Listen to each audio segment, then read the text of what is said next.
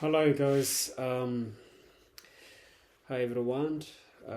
Greet you all to all my uh, viewers around the world, uh, my followers, my influencers, my friends, my fans, and everyone who is going to watch this video, and everyone who has watched my podcast, my video. I greet you. I hope you are well, you are safe and sound.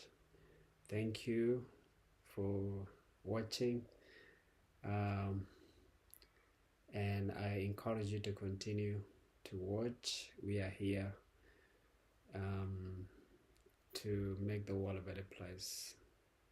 Yes, this is I wanted to share with you a few thoughts and ideas again along the same line. Yes, today we are discussing the final part of mentoring and coaching. We've already discussed part 1, part 2, part 3. It's such a long topic that we have to divided it into smaller parts. So here, with that being said, I just wanted to play a song, for you.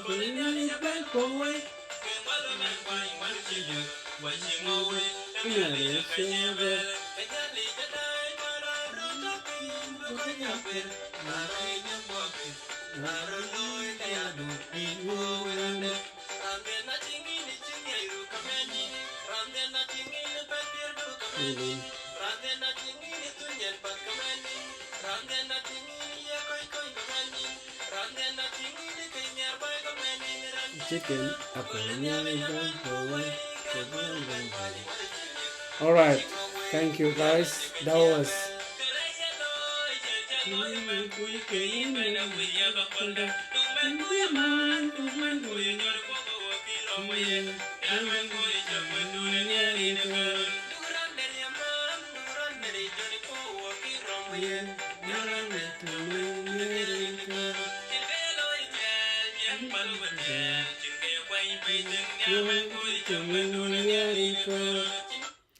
all right.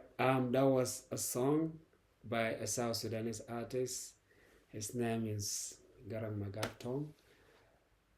The song, the song is powerful. It's a very powerful message talking about love, loving one another, and not and not being jealous about the progress and the success of others. So I thought I'll play it. Uh, is in Dinka dialogue, Dinka language, and those who are from South Sudan, they are very familiar with the song. Yes, and yeah. So I thought I'll play it just because it is consistent with what we are doing. We're not to be jealous, not to be envy about the progress and the success of others, but we should cherish and support other people when they are succeeding, because we want the same thing for us. All right, today we already talk about mentoring and coaching and how significant and important it is, in our life, personally, professionally. We got to mentor and be trained and be educated, to learn some vital skills and knowledge and gain some experience that will help us, succeed in life. So we already discussed this informal mentoring and then formal mentoring. We already, mentoring happen in so many places, beginning in our homes and to education institution, religious institution, to workplaces, businesses, sports and recreation facilities, and in clubs and professional associations. So that's basically, and there's so many lists, areas that people need mentoring, and beginning with family, parenting, relationship, going to education and academic success, career and employment, progress, sport and recreation activity, and the list goes on: health and fitness and safety, and to friendship and social association, to financial responsibility and management. And yes, and today we're going to discuss the last two areas that actually I think you might disagree with me, that but that is, you are absolutely entitled to your opinion, but this is what I think, that actually people, if you don't know anything in life, you go to seek advice, you go to seek some counseling, and that counseling, it can be one-off or it can be a series of counseling, and that's what I call mentoring. Because when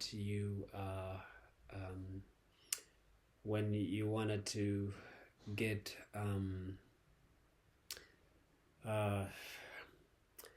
when to get competent, when you wanted to have experience and be professional in some certain areas, I think you need to take time to get the information, to get the knowledge and experience, and that will take time, whether it's that one day or 1 week, 1 month, a whole year, many years. And that's what is mentoring, is a part of mentoring and coaching process. So mentoring, the last two, it's mentoring and coaching people about morality and spirituality.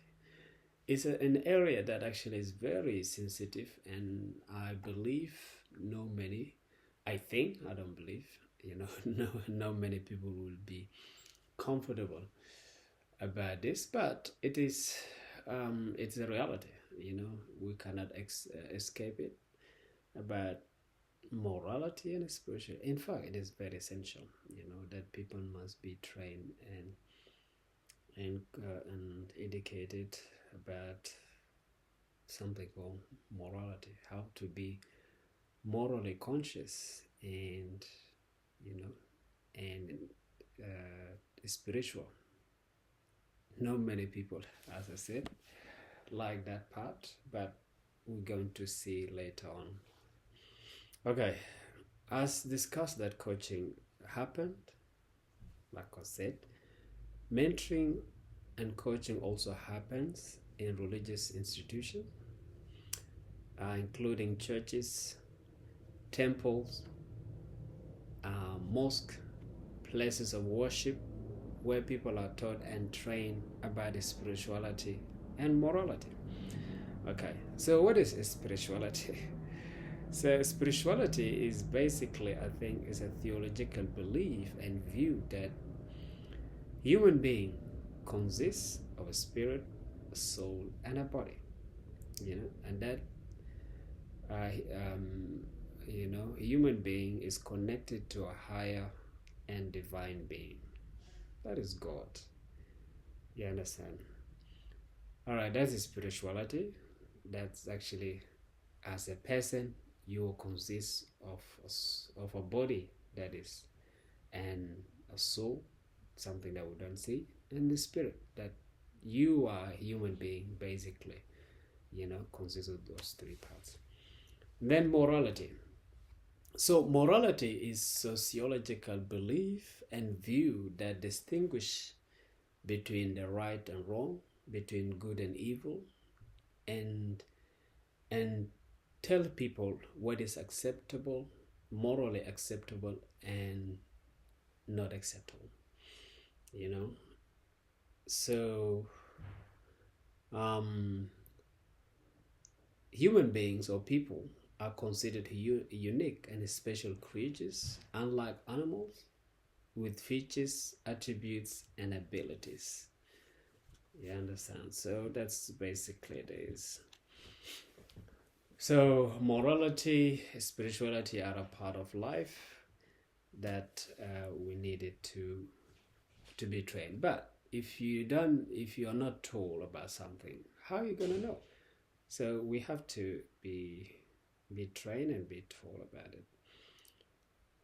So, for example, human beings and people are always searching and looking for the meaning of life in the universe, including peace, happiness, fulfillment, and the creator of this beautiful universe with its diverse creatures. People are always looking, what we all do in this world, what everyone is doing when they wake up in the morning. It is how they can be happy, how they can have peace, and how they can be satisfied, succeed. Every day you think, how are you going to be happy, how are you going to be peace? No one actually, when they wake up in the morning, wish that they actually they gone, they wish they could have died, or they wish they're gonna die. No, life is precious, and we are all looking to make the best out of it. But how can we make the best out of it if we don't know the meaning of life? And that's what everyone is looking around the world. They're looking for the meaning of life, what it does really to live. As I said, many people content that is happiness, fulfillment, success. That's it. Yes. So, for example, there are a lot of religion, ritual, beliefs around the world that people perform and practice. Just they're looking to bring them peace, to bring them happiness and fulfillment. So a part of searching for the meaning of life is looking for the creator of the universe. How did this world come about? Yes, we know the planes are made by men. The cars that we drive on the street are invented. The lights, all the physical world that we see. And then there is a natural world, the green vegetation,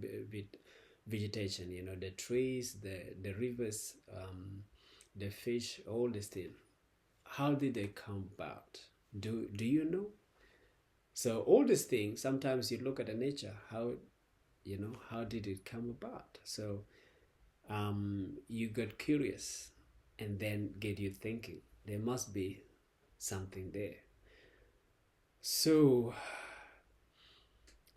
The religious belief and theological view that God exists and that He is the creator of the universe is the belief that many people around the world, accept, including the Jews, the Christian, the Muslim, while other people, object, including atheists, and agnostics and the non-religious people. So you have like a religious group like Christians, Muslims, Jews. They believe in God, that He's a creator of the world, and they have books where they can justify this, including the Bible. And there are some other people who reject the existence of God, including atheists. Atheists is those who do not believe in God at all, agnostics, and others. And we have a lot of religious belief around the world. You have Buddhists, Hindus, and etc. So religious belief, they have teachers, leaders who teach and disciple their members and community in following spirituality and morality. The religious narrative that people who perform good deeds will go to heaven, while people who do evil, will go to hell, has been emphasized by religious scholars, theologians, philosophers, and monks for many years. You might have come across, about the term heaven and hell. You understand? Some people, they think, this is just a myth. There is no such thing as heaven and hell. It's just people are being deceived, and then they just want to live. You only live once. They don't care about life afterward. So you could see from their behaviors, from their actions, that actually they don't believe that there's a God or there's life after death. So I'm a Christian, by the way. So I'm talking and discussing this topic in general term, but I am a Christian, and I reserve that my belief, my Christianity, but I'm talking in a general term to my wide views, my wide range of views, and my YouTube, Facebook, and social media network views, just to be sure. So for example, in the early years, parents and family begin to introduce their religious beliefs, doctrines, and practice to their children. If your parents or families believe in a certain religion, when you grow up, that's when they they introduce it to you. You are their child. Of course, they will take you to the church or to the mosque or to a temple or to any place where they practice their religious or ritual as the family religious practice. This includes the idea of telling the truth, loving and helping others is a good moral practice, while lying, stealing, and killing is wrong and evil. So the moral teaching of telling the truth, loving and helping people is a good thing, while lying, stealing, and killing is wrong and evil. So as I said before, we have a spirituality, and then we have morality. So there is a moral, something that moral is, we've said already, it's something that distinguishes between good and good and evil, right and wrong, you know, and yeah, so you've already know that actually telling the truth, is a good thing. Being honest, you know, being a good character, loving and helping people, being kind, for example, is a good moral practice. While lying, lying is not a thing. If you are a person who lies and deceive, of course, no one actually will be able to like you. Stealing is not a good thing, and killing is not a good thing as well. So, other people consider religious belief and practice central to human spirituality and morality that teach people the important principle and values of living a good life. So there are some religious belief and practice and morality and spiritual that teach people the important principle of living a good life. So the basic idea of spiritual and morality is to teach people how to live a good life by behaving in the right way and acting in the right way. It's not all the time, and it's not practical and possible sometimes, but this is the concept behind spiritual morality. For example, through mentoring and coaching process, people can learn vital spiritual and important moral principle and doctrine of coping with life challenges. A part of spirituality and morality as well, it is how to cope and how to to deal with challenges and problems of life. This include learning about inspiration stories and spiritual and moral religious and leaders of the past.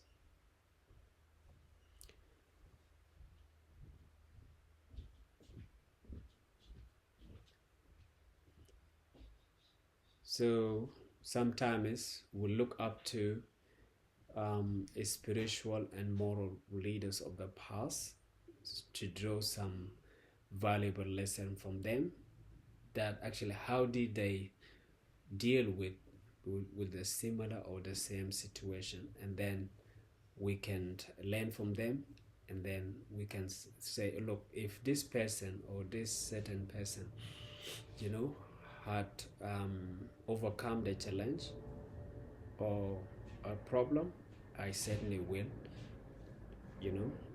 do the same. And that is a very important thing.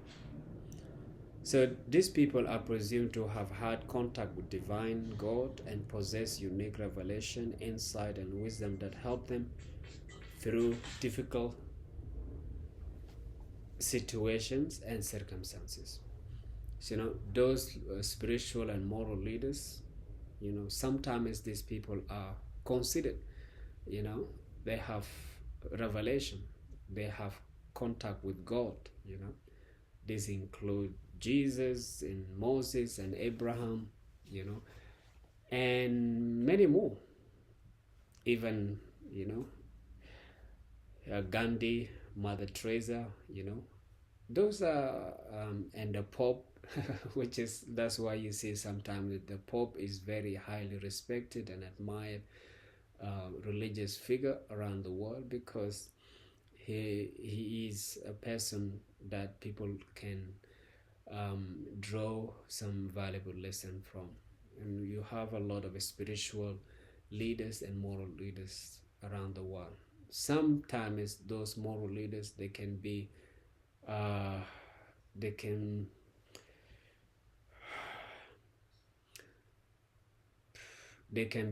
spiritual political, I don't know how can I put it,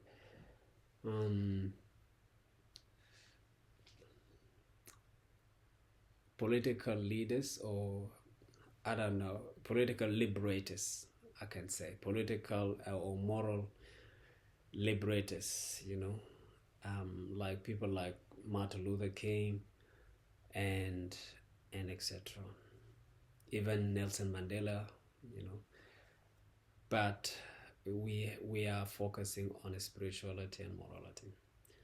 So therefore, those spiritual training and moral guidance, through spiritual training and moral guidance, people can be trained and discipled to draw on invaluable teachings and lessons of spiritual and religious figures of the past. This may include their faith, belief, hope, love, patience, strength, wisdom, and courage in God to help them in unfortunate and unfavorable circumstances. So we look into spiritual leaders and moral leaders to draw on some valuable lesson from them. This include their faith, how they believe in God or in certain thing to be able to overcome a certain challenge.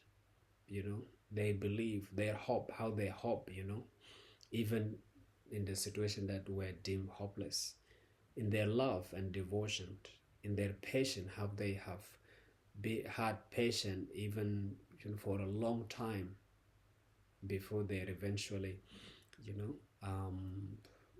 succeed or, rise to the top. There is strength and courage and wisdom. All this that are invaluable lessons that we can learn from spiritual and moral leaders. Either they can be past or present. You could actually look into some spiritual leaders and learn from them as your role models. Of course, you have to observe, study them very well and carefully before you take their lesson, as an example that you could emulate or follow. Majority of Christian, they believe in Jesus as the Son of God because of what he went through. He endured, he died, and overcame. So that's what many, Christian believe. And of course, the Jews, they have their own as well. The Muslim, they have their own. And many people, many groups. So religious leaders and doctrine can provide people with knowledge and insight they need to solve a particular family, financial, and social problem. People go through a lot of problems, including family problem, financial problem, political problem, social problem. So you could actually draw on spiritual leaders or spiritual doctrine, spiritual or moral leaders or moral doctrine in order to overcome those problems and challenges. People can turn into a higher power to seek guidance and wisdom, strength and peace, spirituality, especially in the world that is full of uncertainty, evil, death, and destruction. We have a lot of natural disasters, sometimes flood, fires, wildfires, storm, tsunamis, international conflict, civil war, all these things, when you see a lot of uncertainty, evil, death, and destruction, what can you do in those circumstances? If you are a religious person, of course, you could pray, you could meditate, you could seek guidance, and that's where spirituality and morality is very important, because these are moments of despair, hopelessness, and helplessness. So when even your family are unable to help you, then you could actually seek divine guidance. That is a spiritual being that you could not see, the one that has a higher power. Yes, that's what I do as a Christian, but I believe you could actually in those circumstances. So spirituality and morality is very important. But how can you learn to draw in those things unless you you have been trained or been taught either by your parent or family, or either by religious leaders. We have Christian have priests, pastors, ministers, and Jews have the same, Muslim have this, Hindus, Buddhists, everyone have the same. So that's yeah. I think that's was summary of spirituality and morality. The last one is mentoring and coaching people about an internet and social media network. I thought about this thing. By the way, this is just personal views based on my observation and little of experience. If you wanted to further information, I recommend that you go and do some research or seek some professional advice and counsel. This is a disclaimer that I'm doing. So what we're doing here is just to help each other about what what we can. So technological innovation, particularly telecommunication and internet, has revolutionized the world and contributed immensely to the progress and development of human civilization. Technological advancement has made communication and access to information quicker and easier around the globe, and has helped both consumers and business meet their needs and achieve their goals and objectives. So we have technology nowadays, and no one actually can deny the immense contribution, and progress and development that it has made into our life. So this has helped businesses, consumers, household around the world. It has transformed every aspect of human life, ranging from education, workplace, business, sport, social relationship, as well as leisure and entertainment. Of course, all these areas, we have technology nowadays. There is no way actually where there is no technology. So, for example, with simple electronic device such as computer, iPad, tablet, or a phone, people could access to internet and any website around the world to obtain any information they require. Therefore, one could not deny the significant contribution technology has made to the world in transforming people's lives tremendously. For instance, in today's world, individuals, government, business organizations, families cannot function without having access to electricity or telecommunication, especially the internet. It has become an essential and critical infrastructure and a vital resource and a service of everyday citizen in homes, schools, and workplaces. In contrast, people could not also deny the downside of every major human development and progress in the world. Of course, with every progress, everything, of course, has advantage and disadvantage. There is nothing, Nowadays we have planes, planes that actually have shortened the time of travel, by a significant amount of time. But at the same time, we have plane crashes.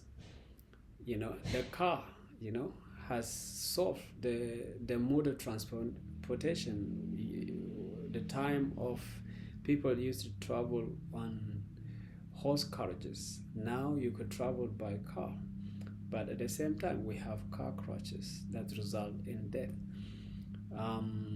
car accidents, and so forth. So same thing. The internet has made life easier, but also it has downside. It has disadvantage, and we're going to see now. Though technological innovation and internet has several advantages, it has setback resulting from irresponsible usage of the service, especially social media network. Sometimes we take things out of context, but I am speaking here about something that has already. I'm not speaking about myself. Some people think that sometimes maybe this person is speaking about himself. No, when we talk about a particular subject, we're talking in general terms, to help people around the world. I just wanted to mention that so it become clear. And we have a lot of evidence that have resulted from from irresponsible and misuse of internet and especially social media. Okay. This can be reflected in the negative influence and impact it has on children and teenagers around the world. Okay. So what is the solution then? We have the disadvantage that result from the irresponsible and misuse and abuse of internet and social media. The solution to this technical and social problem is to provide mentoring and coaching opportunities to families, to businesses, and their children about responsible use of internet and social media network. The purpose and the objective. Why? Because the purpose and the objective of journalism and media generally is to inform, educate, and dispense some vital information to the society, including the news.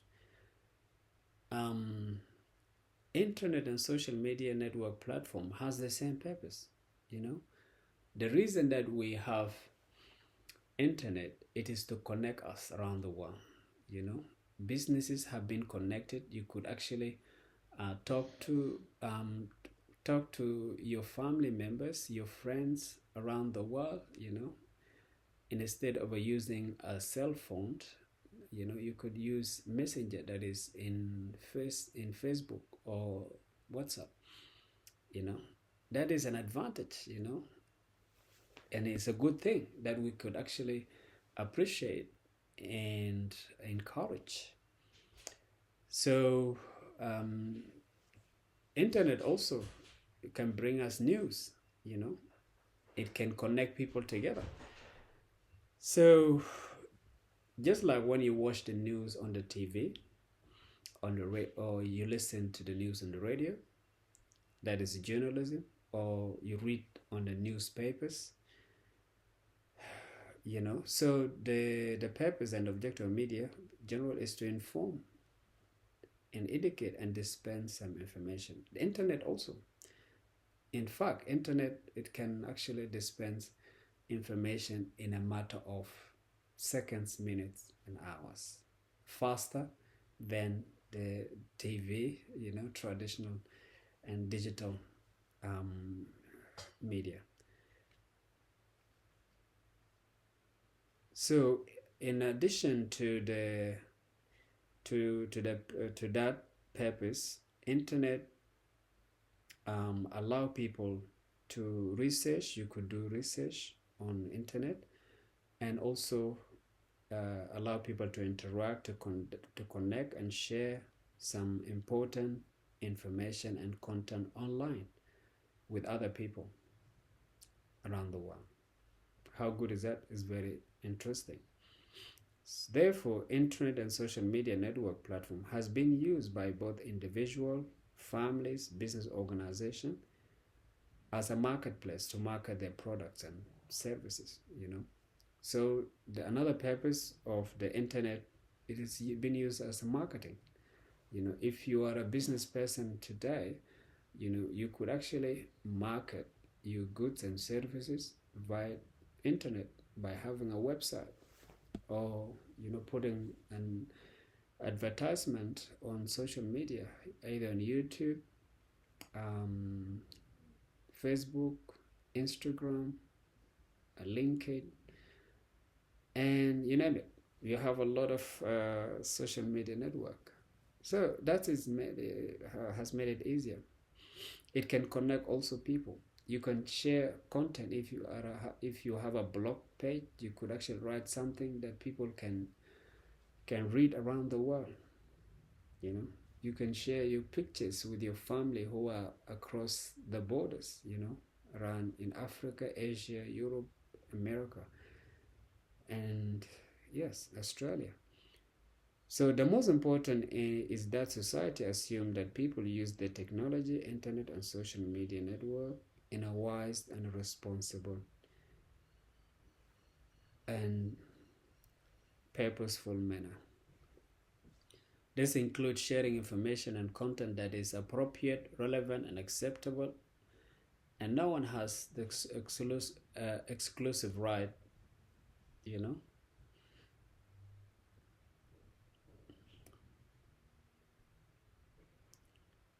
Yes, right to what people share or post online. You could share anything, you know, anything you want, as long as it permitted by the social media.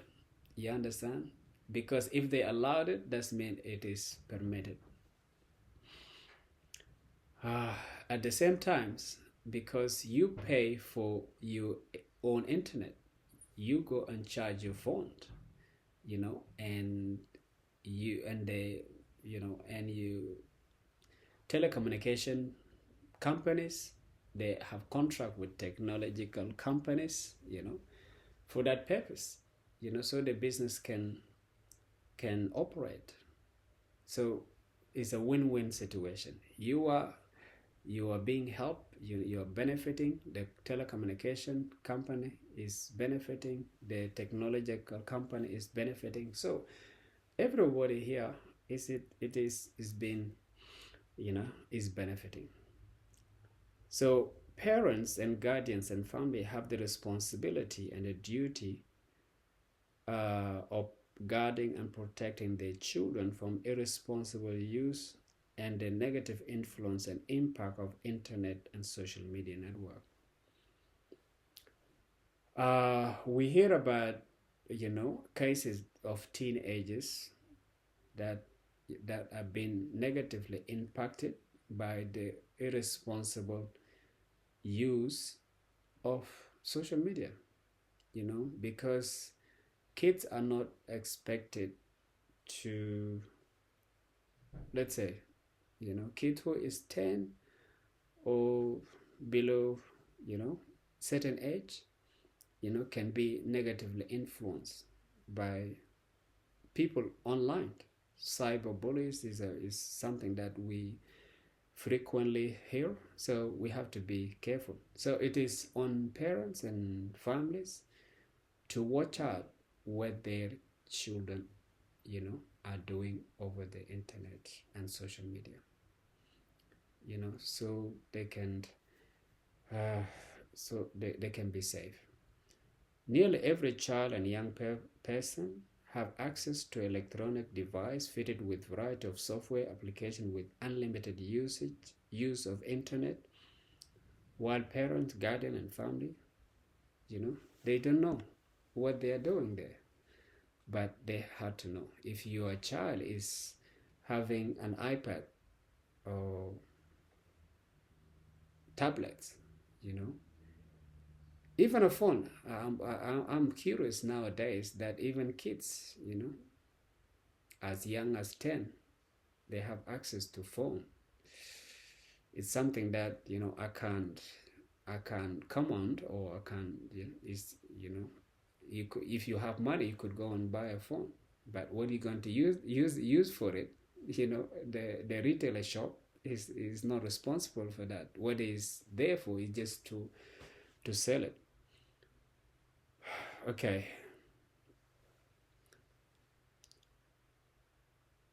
For example, nearly every child and young person have access to electronic device fitted with variety of software application with unlimited use of internet. Parent and family have no control, but they have to watch and they have to determine what their children supposed to watch. This is not an attack. By the way, I'm not attacking technological companies like Facebook, like Google, like Microsoft, Amazon, or telecommunication companies like Telstra, Vodafone, Optus, and TBG. No, these are businesses that supply us with products and services that we enjoy and use to make our life easier and better. Because like I said, internet is very vital nowadays in our homes, in our businesses, in our place of work, everywhere. So there is no way that actually we could attack those companies. They're doing the right thing, but they expect us to do the right thing as well. However, the responsibility is on consumers, particularly parents and families, to protect and guard their children from negative influence and impact of internet and social media. If you are an adult, you are on a safe side, but we are trying to protect kids who could actually be vulnerable of misuse and abuse and irresponsible use of internet and social media. So in my opinion, I think, if parents and families do not fail to teach and mentor their children about how to use the internet and social media to benefit from it, professional mentors actually could be sought to provide training, mentoring to families and children and teenagers about appropriate and responsible use of internet and social media. Until they grow up, become adult, then they are responsible for whatever they use online. This can include helping families and children know about the internet sites and software application appropriate for their age and the legal age of signing up a child in order to use social media app. You understand? Because there is a legal limit for a child to sign up for social media or certain application. And I think technological companies also, they should set age limit to that. And I think it exists, but sometimes we don't follow. So this is not a particular community problem, but it's a worldwide problem. It's everyone's problem. So, and we are in together to seek a collective solution.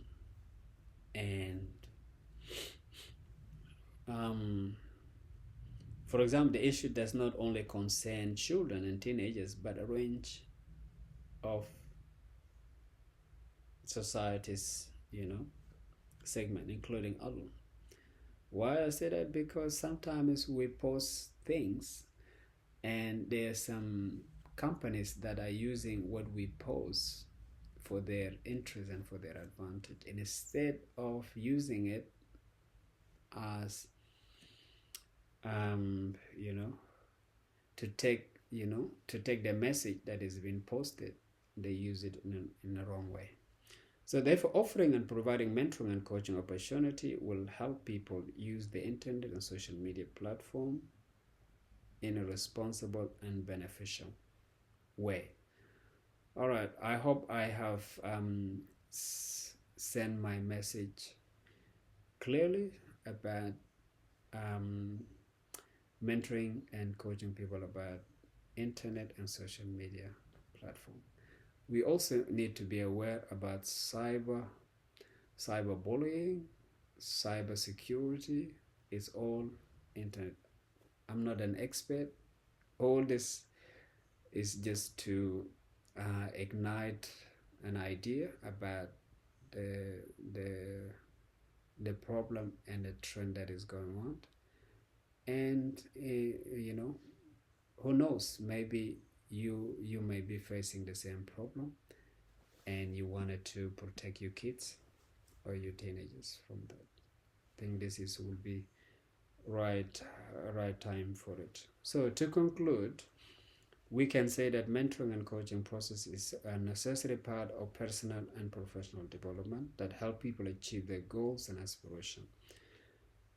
There is an formal mentoring and coaching with the objective of teaching and training people who are inexperienced, immature about life and survival skills to succeed and progress in life. Informal mentoring and coaching process beginning at home with parents, families, and relatives teaching and training their children about the fundamental skills and principles of life. Formal mentoring and coaching process include people with specific knowledge and expertise, mentoring and coaching people about specific knowledge and skills and experience required to succeed in certain profession and calling. It can also be said that mentoring and coaching process happens in various social settings, including homes, education, and religious institutions, workplace and businesses, sport and recreation facilities, social, political, professional association, clubs, as well as online and through the internet. Okay, we can't deny that through internet also we could learn a great deal of information, that we lack. If we wanted to learn about anything, there is some people who are learning online, virtually online nowadays. So that is an advantage of technology and internet. There are several aspects of life where people require mentoring and coaching process to learn essential and critical skills and gain knowledge and insight that will help them excel and progress further in life. These include family and parental relationship, education and academic excellence, career and employment progress, business and entrepreneurship, success, sport and recreation activities. They include health and fitness, safety, friendship, social affiliation and association, financial management and responsibility, spirituality and morality, internet and social media network, which is just the last two that we mentioned. Mentoring and coaching process is a part of learning and education system that has several advantages and benefits. This include through proper mentoring training, people can develop qualities of noble character such as good moral values and principles. If you've been mentored by a person who is of good moral character, you could actually develop the same qualities and attributes, and that's a good thing. Adequate mentoring and program can help people overcome some personal weaknesses, challenges, or address certain problems. If you have weaknesses, if you are weak in certain area, if you have a challenge or a problem, you could actually seek mentoring from a professional that can help you overcome those weaknesses. Appropriate mentoring and coaching activity can help people obtain the discipline, the motivation, the inspiration necessary to achieve personal professional goals and aspirations. If you have goals and aspirations, sometimes people need some direction, some guidance, what to do in order to reach a certain destiny, to reach their goals. That is also available. So life is not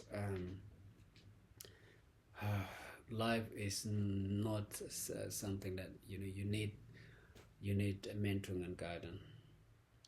An organized mentoring and coaching program can help people overcome social problems and personal addiction, including gambling, smoking, alcohol, drugs, and violent addiction, as well as teenager pregnancy. And even, so there's mentoring program that can help people with social problem and personal addiction, including gambling, smoking, alcohol, drugs, and violence, even teenager pregnancy. sometimes we have teenager pregnancy, that kids that get pregnant where they should not get pregnant at that age unless they are reach a certain age. Why? Because they lack the information how to protect themselves, use contraception. you know if they know that actually there is a mentor, their healthcare professional that is available that can guide them and help them. If they're really in a relationship, they're supposed to protect themselves until you know they are mature enough and responsible enough to get pregnant and have kids. But yes, that happened. So this is mentoring and coaching can help. Finally, mentoring and coaching is an opportunity for older generation and senior to transfer some knowledge, skills, and experience to the younger generation and juniors. So mentoring also is very helpful, especially if you have seniors and older people with knowledge, experience, and skill. They could use that opportunity to teach and train younger generation, so they can benefit from their knowledge and their experience. All right, I think that's it. Thank you very much. We have concluded our topic, mentoring and coaching process. Please give me your feedback. What do you think about this? I highly welcome. I encourage constructive feedback. Write a comment on YouTube page, on my social Facebook page, TikTok. We are here to help each other. No one has it all figured out. We are here, to learn and grow together. So thank you very much. I appreciate you, to all of you guys. We are in this journey together of making the world a better place. And see you next time.